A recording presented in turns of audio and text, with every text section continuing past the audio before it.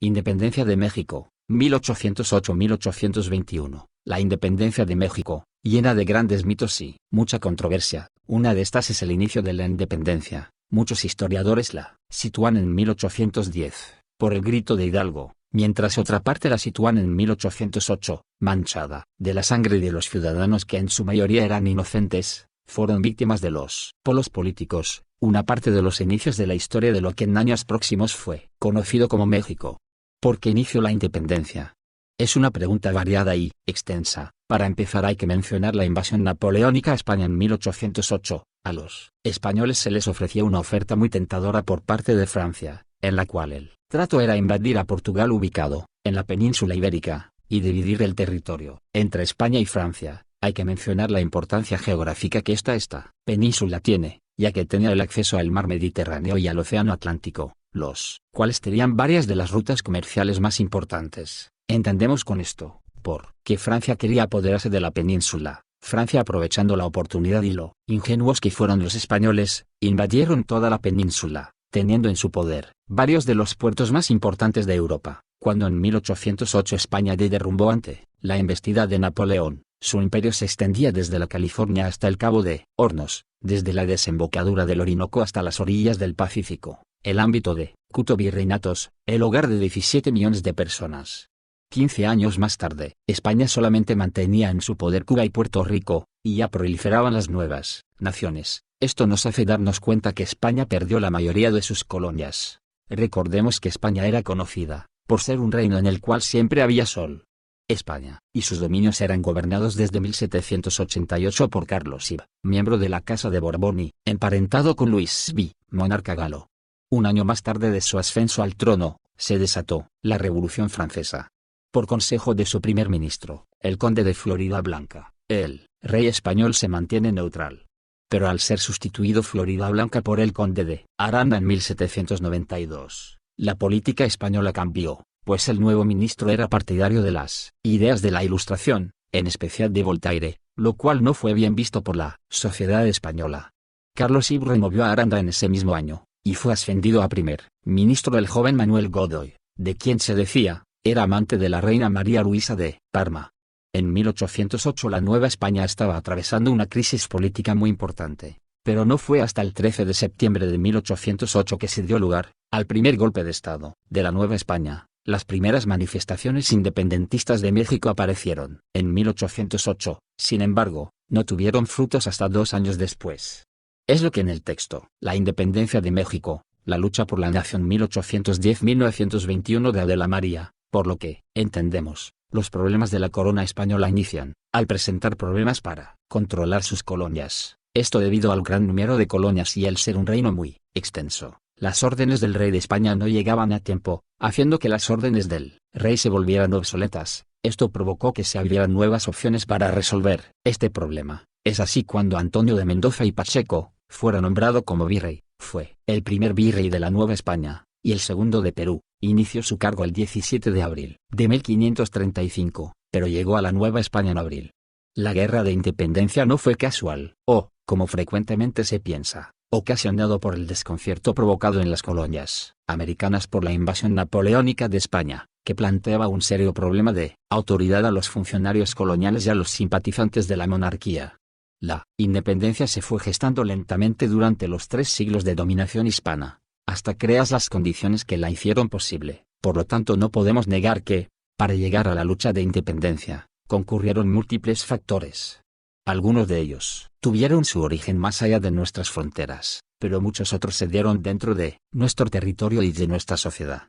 Hubo muchos factores para esta lucha, como menciona Raúl Bolaños Martínez en su libro Historia Patria, son propias del país y externas. Uno de los principales fue que en la sociedad colonial hubo muchas contradicciones que nos permiten comprender varias de las razones de las rebeliones de la época colonial, y que tuvo un punto fuerte en 1810. Claro, cabe recalcar que el primer punto y el que inició todo fue en el golpe de Estado de 1808. Se enfrentaron entre sí los diferentes grupos de la población. Las contradicciones mencionadas se vieron reflejados en todos los campos de la vida, generando gran roce social entre los grupos. Y, si bien es cierto que con la guerra de independencia de 1821 se buscó erradicar esto, no funcionó. Hasta el día de hoy se sigue viendo pero obviamente a menor escala.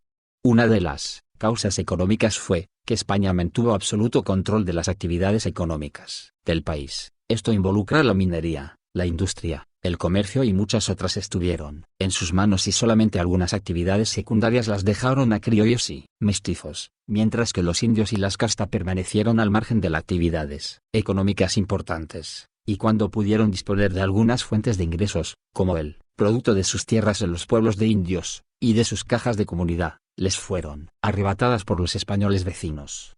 Seguramente el monopolio que los peninsulares y la Iglesia, que es un banco, ejercieron sobre la riqueza nacional y la miseria en que mantuvieron a los restantes sectores de la población, generaron una gran inconformidad en su contra, tanto por parte de los indígenas oprimidos, como por parte de los criollos que vieron en el grupo español el único obstáculo para su enriquecimiento y el logro del control económico del país. España sí dejaba cierta autonomía a la Nueva España, hablando del ámbito económico y político, pero solo os dejaba comerciar con permisos de los peninsulares. Hablando del ámbito político, al igual que en la economía, los peninsulares mantuvieron sobre la política nuevohispana un severo monopolio que les permitió acaparar los cargos públicos de mayor importancia y solo los puestos inferiores de la burocracia nacional pudieron ser ocupados por los criollos. Desde luego el control de los cargos públicos por los españoles los convirtió en el grupo director de la política colonial, con perjuicio de los restantes sectores de la sociedad. Debe rechazarse cualquier idea de que los 3 siglos de dominación fueron de paz y bienestar para la Nueva España. Por el contrario, la intranquilidad y la inseguridad fueron la tónica de ese tiempo, pues a la acción de los muchos bandoleros que operaban en los caminos y en las poblaciones, deben sumarse castas, los mestizos, los criollos y, en ocasiones los propios españoles. Muchos de los actos de inconformidad se originaron en causas menores y particulares, pero muchos otros respondían a graves problemas y se dirigieron en contra del régimen colonial. De esos movimientos rebeldes, numerosos investigadores llegan a consignar más de 100. Sin embargo, algunos de los problemas más importantes fueron los que a continuación enlistamos. 1. La oposición de encomenderos españoles contra la Real Cédula de 1523 que prohibía la encomienda. 2. La conjugación de criollos encabezado por Martín Cortés contra las nuevas leyes expendidas en 1542 para limitar la encomienda, rebelión que tuvo lugar entre los años 1565 y 1566 y que fue sofocada con lujo de fuerza por las autoridades coloniales. 3. La rebelión de los negros de la zona Córdoba y Orizaba, acaudillada por Yanga en el año 1609. Si bien fue controlada por las autoridades, se resolvió con un triunfo para los rebeldes, a quien se dio la oportunidad de vivir en libertad en el pueblo de San Lorenzo de los Negros. 4.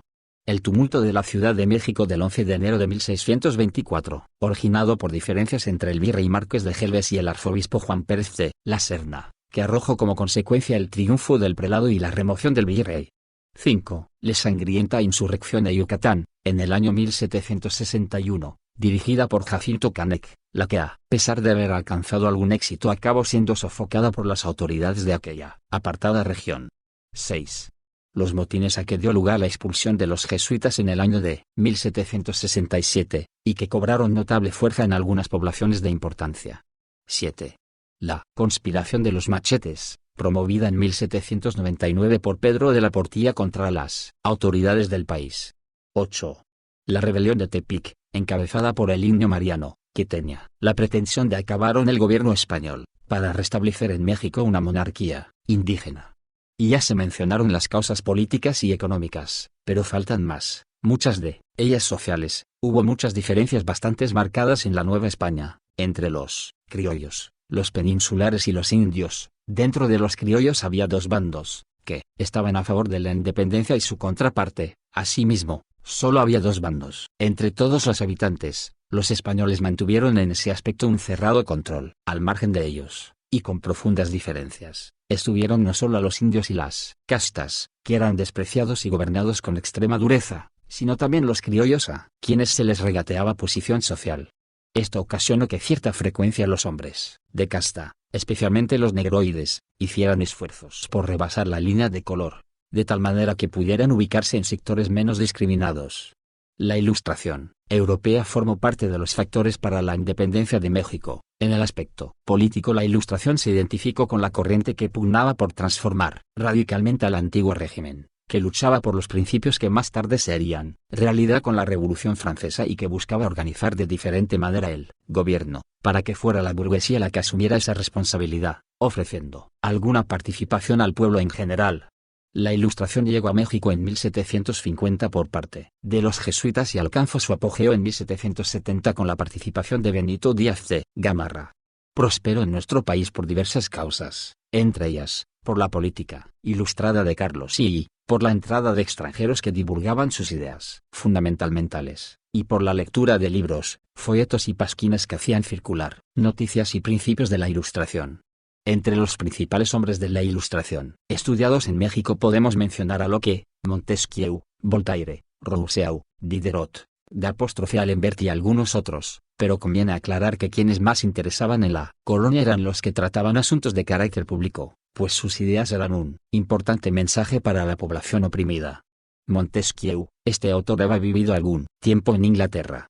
Al regresar a su patria, en sus cartas persas criticó severamente las instituciones y las costumbres de Francia, y en el espíritu de las leyes sostuvo el despotismo surge de la concentración de poderes en un solo hombre o una sola asamblea. Rousseau, si importante era el mensaje de Montesquieu en contra de los gobiernos absolutistas, no menos trascendentes era el de Juan Jacobo Rousseau, quien en su más conocida obra, El contrato social, establecía que en estado de naturaleza los hombres disfrutaron de iguales derechos y vivían en plena libertad y que, de ese estado de la naturaleza pasaron al de sociedad mediante un acuerdo llamado social y en el que todos participan por igual.